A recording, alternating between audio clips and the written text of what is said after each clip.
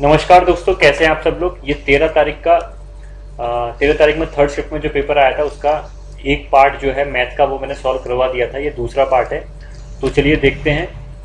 101 तक question solve हो चुके थे। क्वेश्चन नंबर 102 कर रहा हूँ मैं, और 102 क्वेश्चन जो है वो सेट थ्योरी का है। कह रहा है यू को 70 तत्वों से सम्मिलित सकल समुच्चय मान लेते हैं। यदि ए बी इस तरह यूनियन के उपसमुच्चय हैं तो एन ए एन बी और एन ए इंटरसेक्शन भी दिया हुआ है। तो एन ए कॉम्प्लीमेंट बी का कॉम्प्लीमेंट का इंटरसेक्शन पूछा है। तो जरा पहले आप टर्म समझ लीजिए सेट थ्योरी की। ये थोड़ा सा मैं आपको बेसिक बता दे रहा हूँ, ठीक है। क्या यू का मतलब क्या होता है? यू का मतलब होता है यूनियन, ठीक है। इसका मतलब क्या होता है? इसका मतलब होता है इंटरसेक्शन, ठीक है। यूनियन और इंटरसेक्शन हो गया। इसका मतलब क्या हुआ? इसका मतलब ये हो गया। अब आपको जो है यूनियन और इंटरसेक्शन में डिफरेंस क्या होता है, यूनियन का मतलब क्या होता है, इसको थोड़ा डायग्राम से समझते हैं। पहले एक एग्जाम्पल लेके समझाता हूँ। जैसे कि मेरे को क्या है, मुझे जो है क्या नाम है, एक समुच्चय दिया हुआ है। मुझे ए एक समुच्चय है और समुच्चय में मेरे को वैल्यू दी हुई है 2 4 6 8 10, ठीक है। एक मुझे बी समुच्चय दिया हुआ है, बी समुच्चय मेरे को दिया हुआ है 2 8 11 15 16, ठीक है। और मेरे से ये पूछा जाता है, एग्जाम्पल के तौर पर मुझसे पूछा था कि ए यूनियन बी निकाल दो आप। ए यूनियन बी का मतलब क्या होता है, पहले मैं यहाँ पे लिख देता हूँ, इसको आप नोट लिख लीजिएगा। ए यूनियन बी का मतलब होता है ए और बी के सारे एलिमेंट, ये जो 2 4 6 हैं इनको बोलते हैं एलिमेंट। ए और बी के सारे एलिमेंट चाहे वो ए में हो चाहे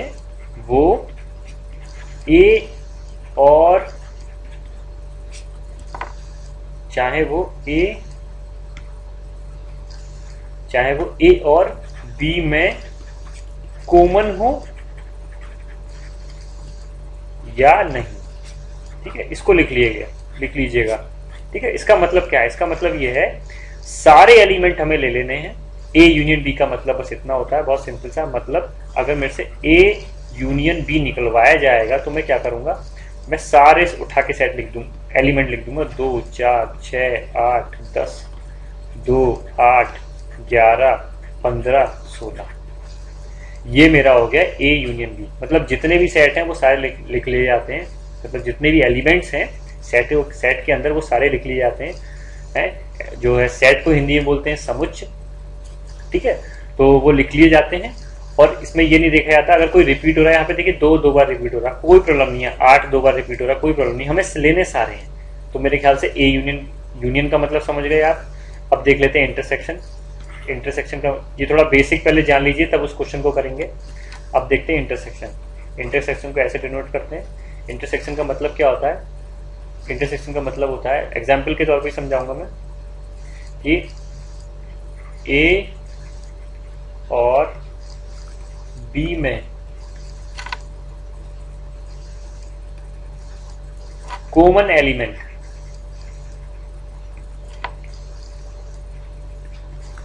जो होते हैं वो ए और बी का इंटरसेक्शन कहलाते हैं, ठीक है। समझ गया मेरी बात? जैसे कि एग्जाम्पल के तौर पे समझ लेते हैं इसको। एक एग्जाम्पल समझाता हूं मैं आपको। एग्जाम्पल है, ए मुझे दिया हुआ है 2 6 8 10 12 15, ठीक है। और मुझे बी दिया हुआ है 6 10 15। तो अब अगर मुझसे ए इंटरसेक्शन बी पूछ दिया जाता है तो वो क्या होगा? वो मेरा होगा 6 10 15। क्यों? क्योंकि 6 10 और 15 ही रिपीट कर रहे हैं और कोई दोनों में कॉमन है और कोई नहीं है। तो मतलब मेरा ए इंटरसेक्शन बी क्या हो गया, जो 6 10 15 हो गया। मतलब जो दोनों में कॉमन होंगे, दोनों में आ रहे होंगे, ए में भी वही जो है एलिमेंट आ रहा है और बी में भी वही एलिमेंट आ रहा है, तो वो ही सारे वो ए इंटरसेक्शन बी हो जाएंगे। अब एक टर्म और होती है कॉम्प्लीमेंट, जिसका इस क्वेश्चन में बहुत ज्यादा यूज है। कॉम्प्लीमेंट का मतलब क्या होता है? कॉम्प्लीमेंट का मतलब लिख लीजिए यहां पे सामने, विपरीत, अपोजिट। मतलब ये कि जैसे कि मान के चलिए, इसको भी एग्जाम्पल के तौर पर समझाता हूं। अब कोई मेरे पास कोई ए है, ए मेरे पे कोई समुच्चय है, ठीक है, ऐसे समझिए, हाँ, ए मेरे पे कोई समुच्चय है, उसमें A B C D E F G H, ये इसके अंदर एलिमेंट है। अब मेरे पे क्या हुआ, एक्स एक सबसेट है, मतलब उप समुच्चय है ए का।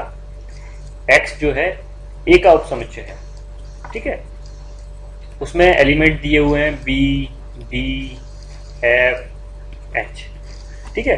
अब मुझसे पूछ लिया कि एक्स का जो है कॉम्प्लीमेंट क्या होगा, तो एक्स का कॉम्प्लीमेंट क्या होगा? कॉम्प्लीमेंट का मतलब होता है विपरीत, मतलब जो मेरा एक्स है, बी डी एफ और एच, इनको छोड़ के जो भी एलिमेंट होंगे वो किस में आएंगे? एक्स के कॉम्प्लीमेंट में आएंगे। बी डी एफ जी को छोड़ के बाकी का लिख दीजिए, मतलब ए, मतलब सी, मतलब ई, और एफ और एच तो इसके अंदर है, तो मतलब जी और आएगा, ठीक है। ये हो गया कॉम्प्लीमेंट किसका? एक्स का। मेरे ख्याल से समझ गए होंगे आप कॉम्प्लीमेंट क्या होता है। और कॉम्प्लीमेंट पहचानने का तरीका होता है, ये ऊपर जो है ऐसे करके एक एरो लगा देते हैं, पॉइंट लगा देते हैं ऐसे, तो आप समझ लीजिए कॉम्प्लीमेंट है, एक्स का कॉम्प्लीमेंट है ये। तो इस कॉम्प्लीमेंट समझ में आ गया, इंटरसेक्शन समझ में आ गया, यूनियन समझ में आ गया। बस इन्हीं 3 चीजों की जरूरत थी। अब आगे बढ़ते हैं, अब उस क्वेश्चन को देखते हैं जो आपको करना है। मेरे ख्याल से बेसिक समझ में आ गया होगा, ये थोड़ा सा बेसिक था सेट थ्योरी का, और सही से हम जो क्लासें चलेंगी हम उसमें पढ़ेंगे। और इस क्वेश्चन को करने के लिए जितना चाहिए था मैंने उतना आपको बता दिया, अदरवाइज आपके पल्ले नहीं पड़ता क्वेश्चन। चलिए देखते हैं क्वेश्चन नंबर 102। मैं डायग्राम से समझा रहा हूं इसको, जरा ध्यान से देखिएगा।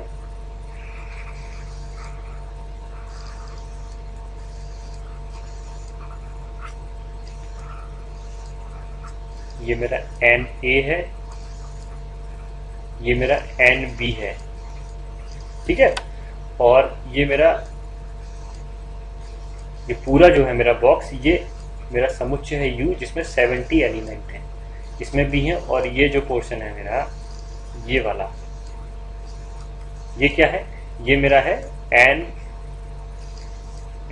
ए। अब को मैं सब बता चुका हूं, एन ए इंटरसेक्शन बी क्यों है? क्योंकि ये यहाँ पे जो भी एलिमेंट रहे होंगे वो ए में भी होंगे, बी में भी होंगे, इसलिए A intersection B.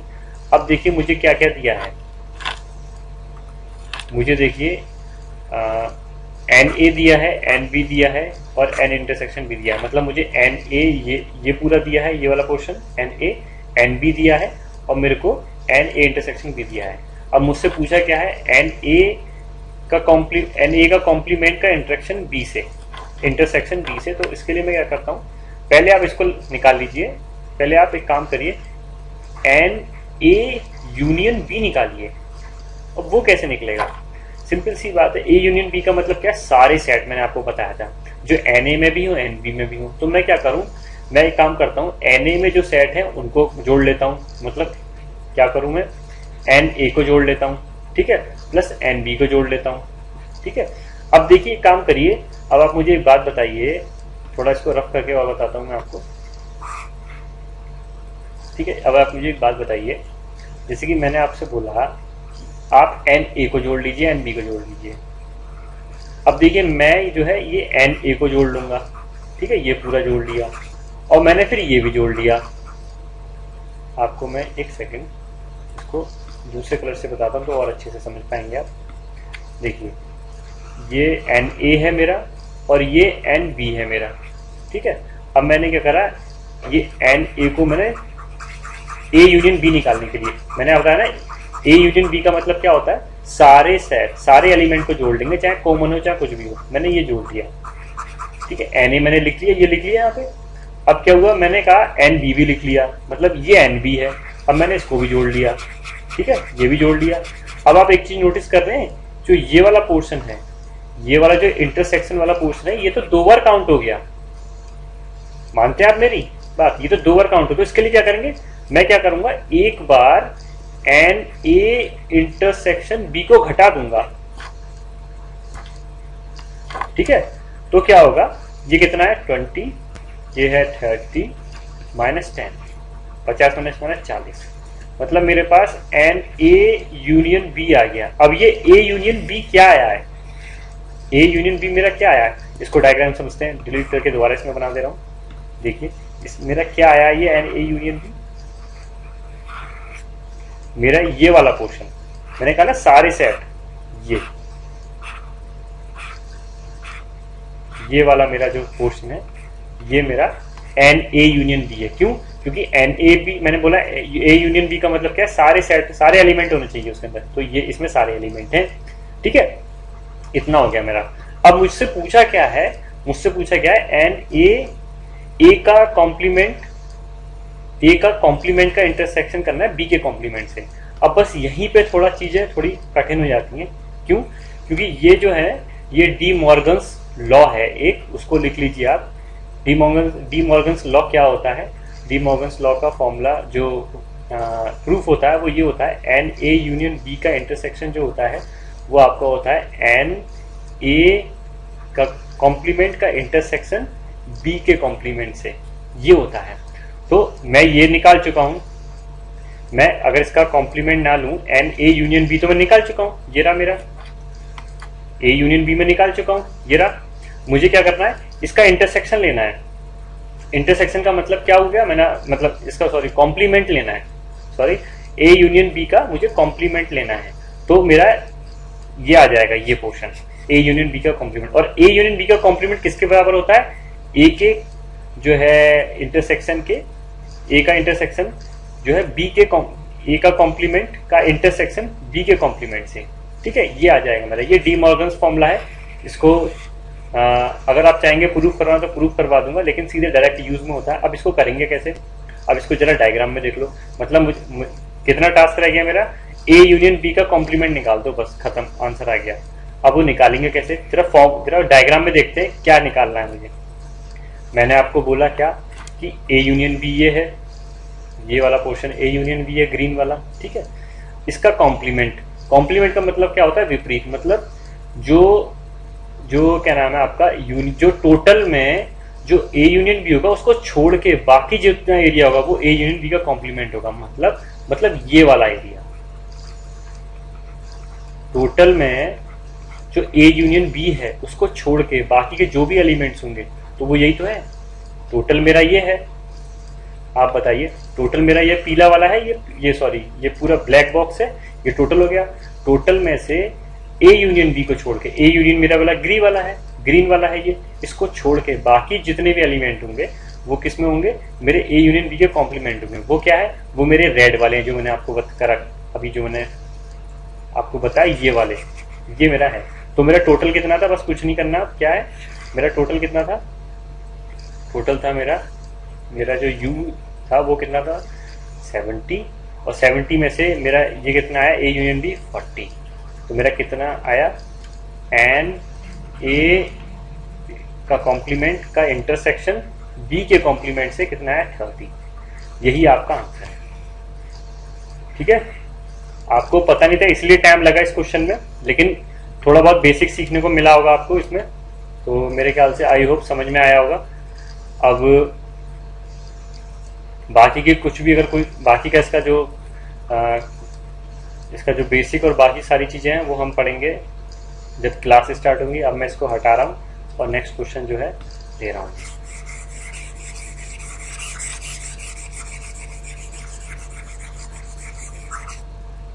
Question number 103, question number 103 क्या है, जब 0.2323 को भिन्न में बदलना, फ्रैक्शन में बदलना है। देखो यार, हमेशा एक चीज ध्यान रख लो, इसका बेसिक, इसका कंसेप्ट क्या है, कंसेप्ट याद रखो। अगर देखो x इज इक्वल टू आपको ए बी सी कोई संख्या है, वो बार बार रिपीट कर रही है, ए बी सी फिर ए बी सी, बस इतना याद कर लो कि जितनी संख्या है उसको एक बार लिख के और जितनी बार है 1 2 3 उतनी बार 9 से डिवाइड कर देना है, आपका फ्रैक्शन में बदल जाएगा। फ्रैक्शन में डेसिमल से आपका डेसिमल से फ्रैक्शन में बदल जाएगा। मतलब अब देखिए 23 23 23 है, इसको 0.3 लिख के 99 मतलब ए आंसर है। आगे बढ़ रहा हूँ, क्या है, किसी स्केल की संख्या की सबसे बड़ी मुमकिन लंबाई कितनी हो सकती है जिससे 12, 20 और 4 मीटर 20 सेंटीमीटर की लंबाई ठीक ठीक मापी जा सके। अब यार देखो, इसमें आप एलसीएम एचसीएफ आप लगाएं, लेकिन मैं इसको आपको बताऊंगा कैसे। मतलब ये कॉमन सेंस का मिनटों का क्वेश्चन है, मतलब मिनटों इन द सेंस सेकंडों का क्वेश्चन है। कैसे, अब आप ये मुझे बताइए, मुझे 1200 सेंटीमीटर, मुझे 20 सेंटीमीटर और मुझे 420 सेंटीमीटर ये लंबाई देखनी है। तो मुझे इनमें से कोई ऐसा ऑप्शन चूज करिए जिनसे ये तीनों तीनों पूरे कट जा रहे हो। जैसे आप बताइए, और ऑप्शन ऐसा होना चाहिए कि वो तीनों कट भी जा रहे हैं और वो बड़ा से बड़ा हो, क्योंकि इसमें मुझे ना मुमकिन लंबाई सबसे बड़ी मुमकिन। अब अगर मैं 30 लूं, मेरा क्या 30 जो है 42, जो मेरा 30 है, तो मेरा ये कट जाएगा। आप बताइए, 3 1 जा 3, 3 4 जा 12, ठीक है, कट गया, ठीक है। अब लेकिन आप मुझे एक चीज बताइए, 3 1 जा 3 और जो 3 4 जा 12 कट गया मेरा, कोई बात नहीं। 20 कट जाएगा क्या 30 से? नहीं कटेगा, मतलब ये ऑप्शन नहीं है, खत्म। दूसरा 40 देख लेते हैं, चलिए। 40 भाई 1200 को 40 काट सकता है, ठीक है। 420 को 40 काट सकता है? नहीं काट सकता। 20 को भी नहीं काट सकता पूरा पूरा। हमें ऐसा नंबर चूज करना है जो कि जिसमें पूरी माप नापी जाए, पूरी माप आ जाए, पॉइंटों में ना छूट जाए, ठीक है। तो 40 भी नहीं होगा इसका ऑप्शन। चलिए आगे बढ़ते हैं। अगर मैं 10 चूज कर लूँ, हाँ 10 चूज कर सकते हैं, लेकिन 10 छोटा है, क्योंकि बोला है इसमें सबसे बड़ी से बड़ी मुमकिन होता नहीं, तो मतलब 20 ही बचा। 20 इसका आंसर है, खत्म।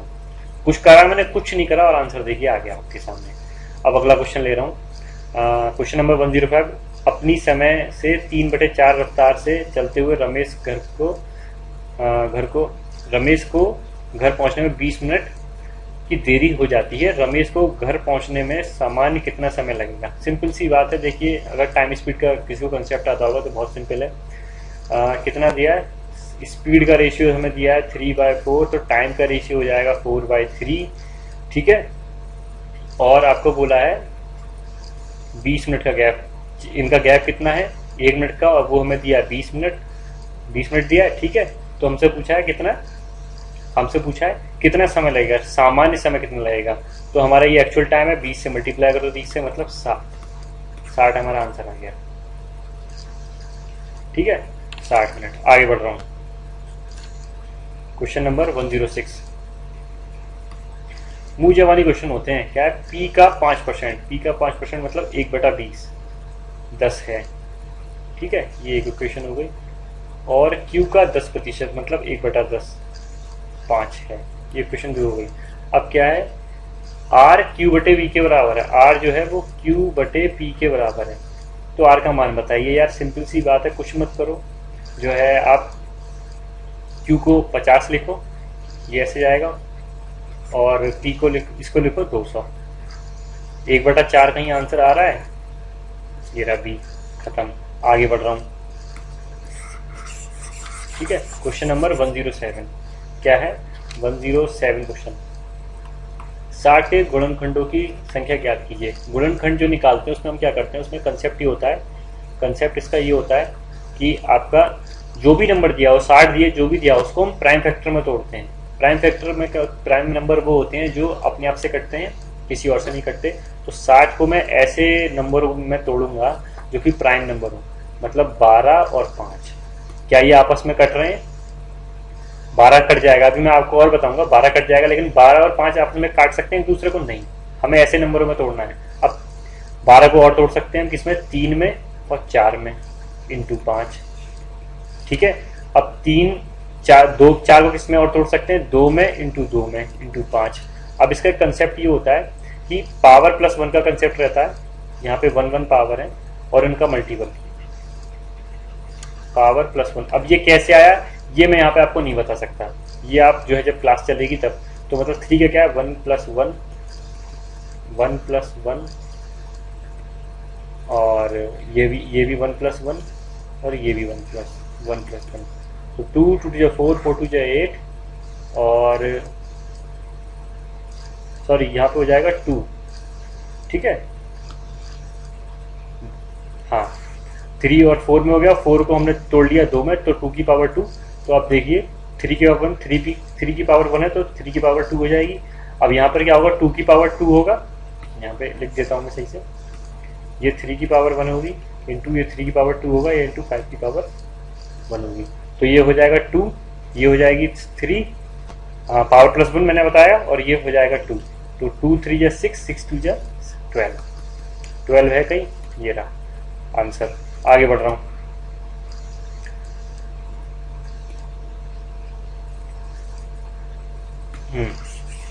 क्या है 108वां क्वेश्चन कर रहे हैं।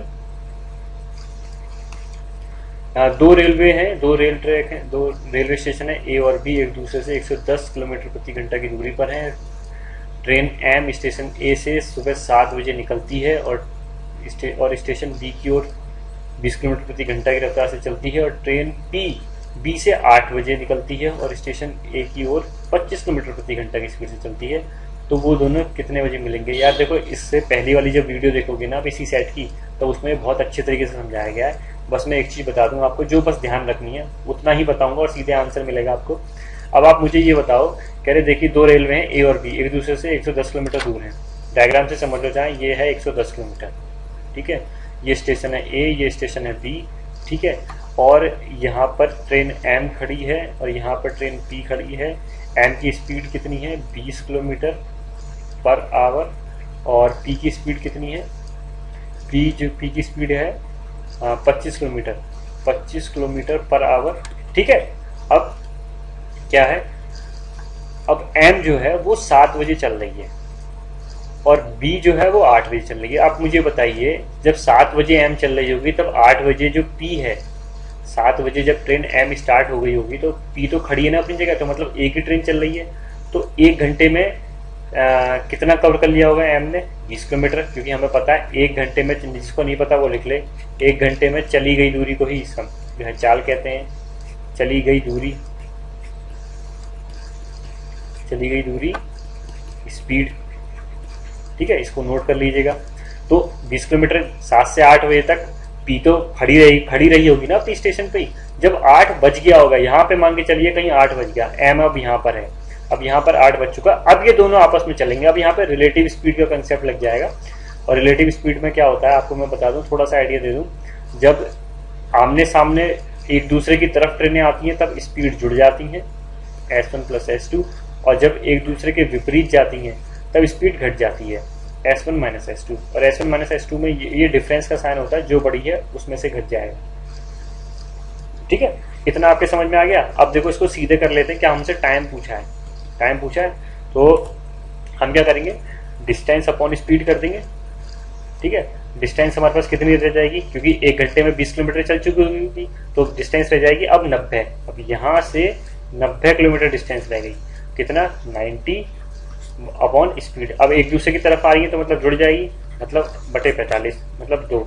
8 बजे के 2 घंटे बाद एक दूसरे मिल जाएंगे, मतलब 10 बजे है ऑप्शन, ये रहा, खत्म। आगे बढ़ रहा हूँ, ठीक है। क्या है क्वेश्चन नंबर 109। अतुल ने एक साइकिल उसकी अंकित कीमत के 3/4 दाम पर खरीदी और अंकित मूल्य से 20% ज्यादा दाम पे बेच दी, मुनाफा प्रतिशत निकालिए। अब देखिए क्वेश्चन नंबर 109 है, वैसे तो आप कर सकते हैं यार ये क्वेश्चन, लेकिन चलो करा देता हूँ मैं।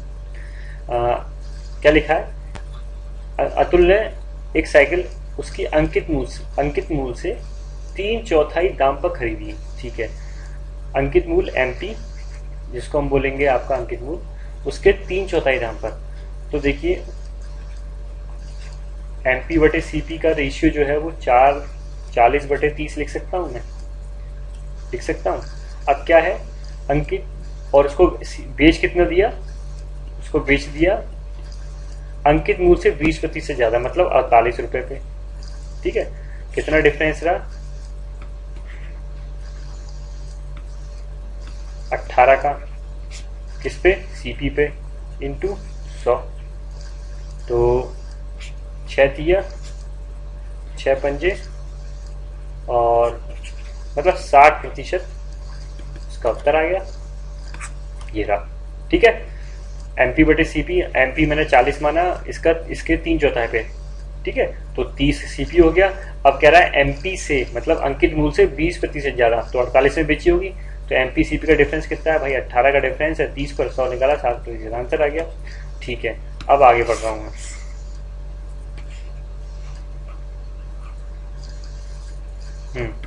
अब आगे बढ़ रहा हूं, क्वेश्चन नंबर 1010। क्वेश्चन नंबर 1010 देखते हैं। ये तो बहुत, हाँ क्या है, सेब संतरा और आम की संख्या 5:7:8 में दी हुई है। अनुपात में फल विक्रेता ने फलों की संख्या 40, 50 और 75% से बढ़ा दी, तो फलों का अनुपात बताइए। अब देखिए, अगर आप 5 का 20%, 40% निकालेंगे तो आपको दिक्कत हो सकती है। कुछ मत करिए, 50 के आगे एक 0 चिपका दीजिए, 70 के आगे एक 0 चिपका दीजिए, 8 के आगे एक 0 चिपका दीजिए। 5 के आगे एक 0 चिपकाया, 7 के आगे और 8 के आगे। अब इसका 40% निकालेंगे तो कितना आएगा, 20 ऐड करा इसमें, 20 आएगा। इसका 50% निकालेंगे, कितना आएगा, 35। और इसका 75% मतलब 3/4, कितना आएगा, 60। ठीक है, कितना हो गया यहाँ पे, 70 हो गया, ये हो गया 105, और ये कितना हो गया, 8 से 14 मतलब 140। 35 से काट लीजिए, 2:3:4 है क्या, हाँ ऑप्शन नंबर डी रहा। ठीक है, अब आगे बढ़ रहा हूं। अब आ जाते हैं क्वेश्चन नंबर 111 पे। ठीक है, 111 क्या है, एक ट्रेन अपनी यात्रा के 10 घंटे 24 किलोमीटर प्रति घंटा और शेष जो है 6 किलोमीटर प्रति घंटा से तय करती है, तो उसकी बतानी उसकी औसत चाल कितनी है। अब देखिए यार, इसको मुझे पता नहीं कितने लोगों को एलिगेशन आता है कि नहीं, लेकिन जब मैं पढ़ाऊंगा जब जरूर देखना, ये एलिगेशन का क्वेश्चन है। कैसे है, अब इसमें बोला 24 किलोमीटर और 24 किलोमीटर प्रति घंटा और 60 किलोमीटर प्रति घंटा, ये x माना, ये 10 घंटा और ये 6 घंटा। बस इसको ऐसे सजा लेना है। ठीक है, और मुझसे क्या पूछा है, औसत गति पूछी है। हाँ तो ये तो क्या हो जाएगा, 60 - x upon x - 24 is equals to, ये हो जाएगा 5:3। हाँ ठीक है, अब इसको सॉल्व कर लो, इसको सॉल्व कर लो। 180 - 3x और ये 5x - 120, ये कितना हो गया, 300, और ये कितना हो गया, 5 3 8 8x। ठीक है, तो x की वैल्यू कितनी आ गई आपके आगे, 150, और ये आपका 37 पॉइंट समथिंग आ गई। देखिए कोई ऑप्शन है, 37.5 के आसपास कोई ऑप्शन है,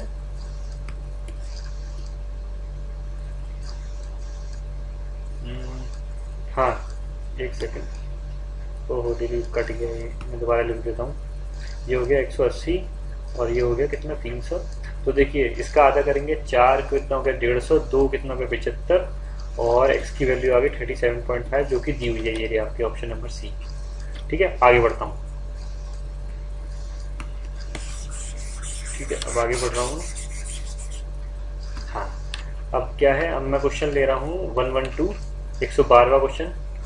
ये क्वेश्चन देखिए अच्छा है। अब मुझे नहीं पता आप कैसे करेंगे, लेकिन इस क्वेश्चन को धुआं उड़ा देना देखते ही, और अगर इसको सॉल्व करने बैठेंगे तो आप लग जाएगा आपको बहुत टाइम। -52 - 5468 ये क्वेश्चन है। एक सेकेंड, 5468। ठीक है, अब देखिए मुझे क्या करना है, अब इसमें हम सॉल्व करते हैं। चलिए इसको सॉल्व करते करते आपको इसकी ट्रिक बताऊंगा। देखिए अब आप मुझे एक चीज समझाइए, ट्रिक यहीं से स्टार्ट हो रही है। आप मुझे एक बात बताइए, 146 का मुझे नहीं पता क्या स्क्वायर है, मुझे इतना पता है जब मैं 6 का स्क्वायर करता हूं तो 36 आता है, तो उसकी जो यूनिट डिजिट है वो 6 आती है। सही बात है, ये बात समझ गए। यहां पे यूनिट डिजिट का कंसेप्ट लगेगा, लिख लो यूनिट डिजिट कंसेप्ट। ठीक है, अब आप मुझे एक चीज बताइए, जब मैं 146 का स्क्वायर कर रहा हूं मुझे नहीं पता कितना आएगा, लेकिन लास्ट में 6 आएगा, लास्ट की डिजिट 6 होगी, प्लस एक्स स्क्वायर लिख दे रहा हूं यहाँ पे, लास्ट की डिजिट होगी। ठीक है, इक्वल्स टू, अब 232 का मैं लास्ट में मैं स्क्वायर करूंगा, मुझे नहीं पता कितना आएगा, लेकिन लास्ट डिजिट 4 होगी। ठीक है, माइनस 52 में लास्ट में 2 है, जब स्क्वायर करूंगा तो लास्ट की डिजिट यहाँ पे भी 4 होगी। माइनस 8 है, 8 के जब स्क्वायर करते हैं तो कितना था 64, मतलब लास्ट की डिजिट कितनी होगी, सॉरी इसमें स्क्वायर नहीं है, ये स्क्वायर नहीं है, लास्ट में क्या है 8, इसकी लास्ट डिजिट क्या है 8। चलिए ठीक है, अब जरा इनको दोनों को जब इनको मैं ऐड कर रहा हूँ तो लास्ट में जो है लास्ट की डिजिट हो रही होगी कितनी मेरी 2, मतलब मैं 12 लिख सकता हूँ यहाँ पे। ठीक है, अब यहाँ पर है -4, ठीक है, यहाँ पर है +6 और यहाँ पर है x का स्क्वायर। अब बस यही इसी स्टेप को ध्यान से देखना, जब इस तरह की कंडीशन बनती है कि छोटे में से बड़ा घटाना होता है तो यूनिट डिजिट कंसेप्ट में क्या करते हैं, जो छोटा है उसके आगे एक चिपका लेते हैं, बस इतना कर देना है, काम खत्म। कितना बचेगा 2, कितना बचेगा 6 और कितना बचेगा x स्क्वायर। अब आप मुझे बताइए ऑप्शन में से देख के कोई एक मुझे ऐसा ऑप्शन मिल जाए जिसके लास्ट में 6 हो, जब मैं उसको स्क्वायर करूं तो यहाँ पे भी लास्ट डिजिट में 6 आए और यहाँ पर भी लास्ट डिजिट में 6 आए, दोनों को ऐड करूं तो 12 आए। गलत कह रहा हूँ, गलत तो नहीं कह रहा, आपका 12 आए। जब मैं ध्यान से सोचिए, मुझे x में कोई ऐसा जो है ऑप्शन चूज करना है जिसके लास्ट में 6 हो, और जब मैं उसका स्क्वायर करूं तो लास्ट की उसकी जो जब स्क्वायर कर दूंगा तो उसका भी लास्ट डिजिट 6 बचेगा, और मुझे लास्ट डिजिट पहले यहाँ पे 6 दिया है, और जब मैं इन दोनों को ऐड कर रहा हूँ तो लास्ट डिजिट मेरा 2 बचेगा और इधर भी लास्ट डिजिट मेरी 2 है। तो मतलब वही ऑप्शन ठीक होगा जिसमें जो मेरे को जिसका स्क्वायर करके लास्ट में 6 बच रहा होगा। अब जरा देख लेते हैं ऑप्शन में चेक करके, देख लेते हैं ऑप्शन में चेक करके क्या 158 के लास्ट में क्या बच रहा है 4, 4 और 6 को मिलेंगे 10, नहीं मतलब ये नहीं है, 3 में 9 बचेगा, ये भी नहीं है। 156 देखिए 6 है, अब 6 का मैं स्क्वायर करूंगा तो यहाँ पे 156 का स्क्वायर करूंगा तो लास्ट डिजिट 6 मिलेगी, और फिर इसकी लास्ट डिजिट से इसको ऐड करूंगा तो 12 बनना होगा। 12 का क्या बनेगा यूनिट डिजिट, 12 का यूनिट डिजिट में यूनिट डिजिट क्या होगी 2, और यहाँ पर भी यूनिट डिजिट 2 है, यहाँ पर भी यूनिट डिजिट 2 है, तो मेरा 156 ही आंसर है। ये इतना एक्सप्लेन करना पड़ा जिससे कि आपको समझ में आए, अदरवाइज ये सेकंडों में क्वेश्चन होते हैं। ठीक है, आगे बढ़ रहा हूँ। इसी तरीके से आपको क्लास में सारी ट्रिकें दी जाएंगी, बेफिक्र रहिए,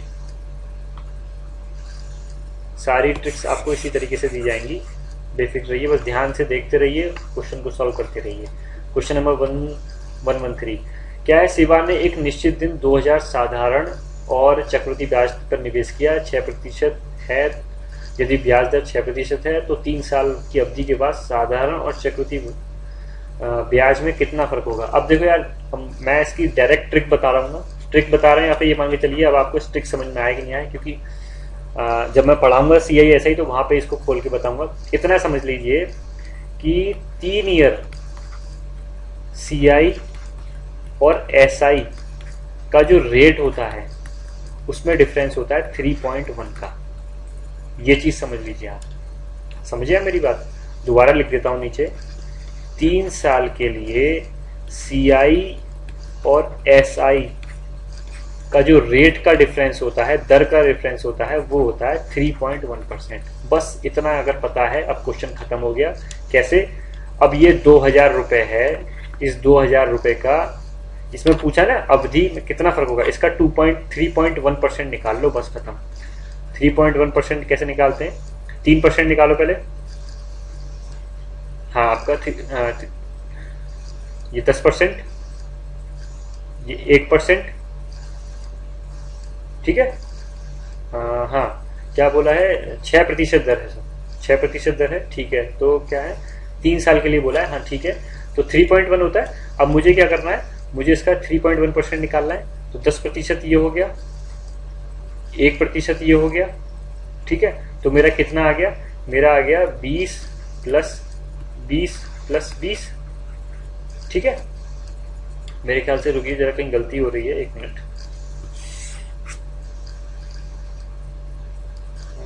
हाँ आपका यदि ब्याज दर 6% है तो 3 साल की अवधि के बाद 3 साल की अवधि के बाद साधारण ब्याज निकालना। ठीक है, सुनिए देखिए, ट्रिक आपकी क्या होती है, ट्रिक आपकी ये होती है, हाँ गलती क्या हो रही थी, गलती ये हो रही थी, ये देखिए आपका क्या है कि जो, एक सेकंड, हाँ ट्रिक आपका ये है कि 3 ईयर के लिए, 3 ईयर के लिए CI और SI की जो रेट का डिफरेंस होता है वो 1.1% होता है, 1.1%। इसको याद रखिए। अब कुछ नहीं करना आपको, अब 2000 का क्वेश्चन यही खत्म हो गया, 2000 का 1.1% निकालिए। ये 10% हो गया, ये हो गया 1%, मतलब 20।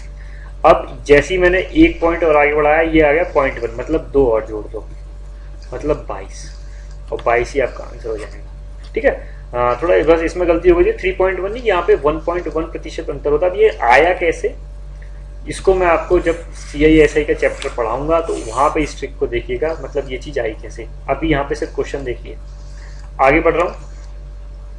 आगे क्या है, क्वेश्चन नंबर, ये देखिए, अब ये फिर देखिए एलिगेशन का क्वेश्चन आ गया है।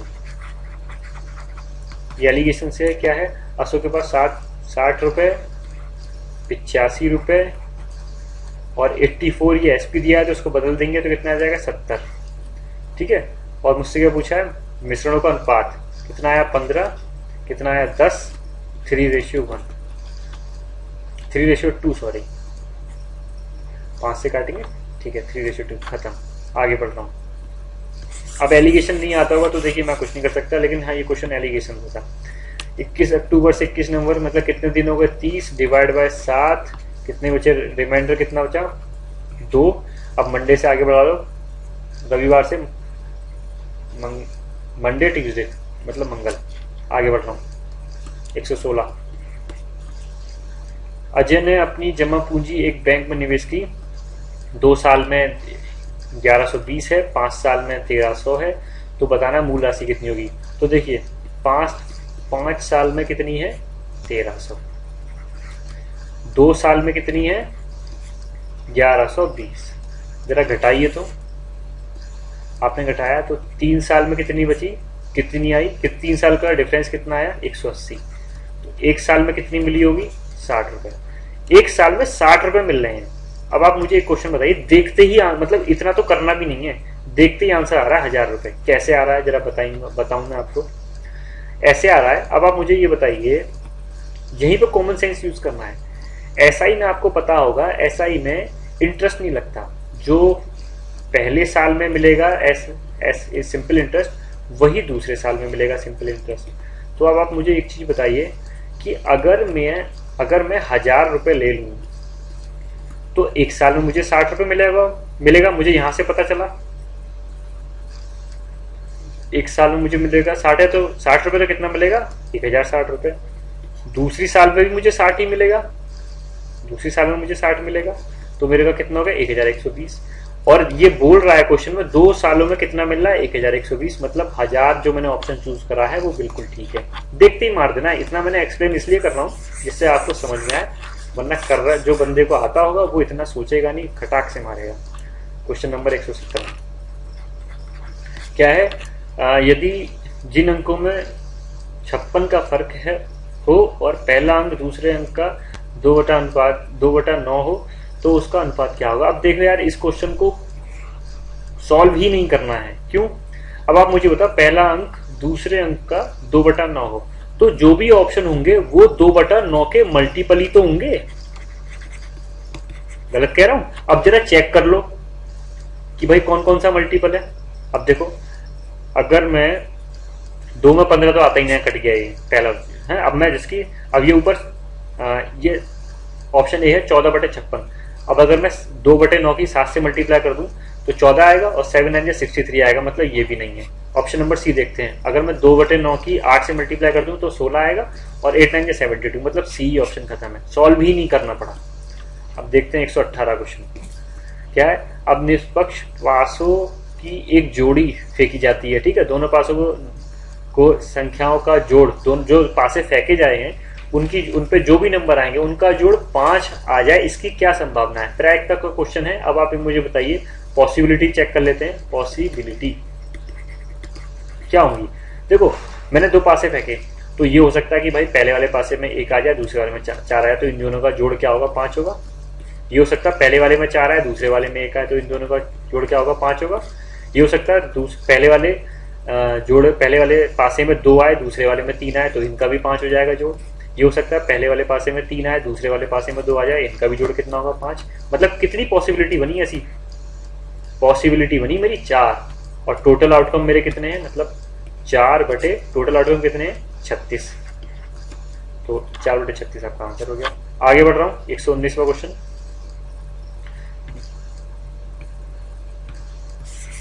119वां क्वेश्चन देखते हैं। 119 क्या है, एक घड़ी को 16% मुनाफे में बेचा जाता है। यदि ये घड़ी 10% कम दाम में खरीद कर और 14 रुपए कम दाम में बेची जाती है तो 25% का मुनाफा होता है। तो घड़ी की लागत की कीमत याद करें। यार हम मान लेते हैं कि 100 रुपए सीपी है, सीपी से 16% को मुनाफे में खरीदा तो 116, ठीक है। ये मेरा सीपी है, मुनाफे में बेचा, एक सेकेंड, ये मेरा 116 है, ये मेरा एसपी हो गया। अब ये बोल रहा है यदि मैं उसको 10% कम में खरीदूं, मतलब ये 90 मेरा सीपी है। अब इसको बोल रहा है वो कि मैं क्या करूं, 25% मुनाफे पे भेज दूं, 25% मुनाफे पे भेज दूं, कितना आएगा, 112.5। ये मेरा एसपी है, ये भी एसपी है, दोनों एसपी है मेरे। इन दोनों का डिफरेंस कितना है, वही 14 रुपए दिया हुआ है।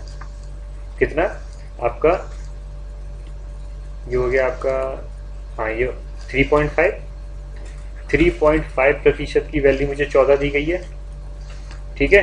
नीचे समझाता हूँ थोड़ा, हाँ 3.5% की वैल्यू मुझे 14 दी गई है। तो आपका कितना हो गया, ये 7 से काट लीजिए, 7 पंजे 2 20, तो 1% की वैल्यू कितनी हो गई, 4। तो 100% की वैल्यू कितनी हो गई, 400। जरा देखिए तो है कोई ऑप्शन, हाँ ये रहा ऑप्शन नंबर 1, खत्म। अगला क्वेश्चन, क्वेश्चन नंबर 120 क्या कह रहा है। 120 क्वेश्चन में एक आदमी 5 चीजों 1 रुपए में बेचता खरीदता है, तो 1 रुपए में कितनी चीजें मिली, यार देख के लग रहा है कि आंसर 25% उसको मुनाफा मिला है। 4 ऑप्शन आंसर है। अब जिसको नहीं, मतलब कैसे आप इसको करोगे ये मैं बता देता हूँ। यहाँ पे सिंपल तरीके बता रहा हूँ, जिसको कुछ नहीं पता यहाँ पे लिख दीजिए चीजें, ठीक है, और यहाँ पे लिख दीजिए रुपए। अब देखिए 5 चीजें 1 रुपए में खरीद रहा है, ठीक है, तो एक चीज की कीमत क्या होगी, 1/5। अब आप मुझे बताइए, मुझे 25% का जो है मुनाफा कमाना है, तो 1/5 पे भी 25% का मुनाफा होगा, मतलब 125 बटे, इसको कर दीजिए 100, कितना हो गया 5/4, और 5 से 5 कट गया, और ये कितना है 1/4। अब इस 4 की मल्टीप्लाई करिए इधर, तो कितना आ गया 4, यहाँ पे रुपया हो गया। मतलब 1 रुपए में जब 4 चीजें खरीद बेचेगा, ठीक है, तब उसको 25% का मुनाफा हो जाएगा। तो 4 इसका आंसर आ गया, जो मैं आपको डायरेक्ट बता दूंगा। तो देखिए इस तरीके से क्वेश्चन पेपर को सॉल्व करना है। आगे के भी सेट में इसी तरीके से सॉल्व करवा दूंगा। प्रोबेबिलिटी की क्लास स्टार्ट होगी रेगुलरली बेसिस पे, कल वो आपकी स्टार्ट हो जाएगी, और बाकी के नए जो नेक्स्ट सेट हैं उनके भी आपको सॉल्यूशन ऐसे ही मिल जाएंगे। Thank you.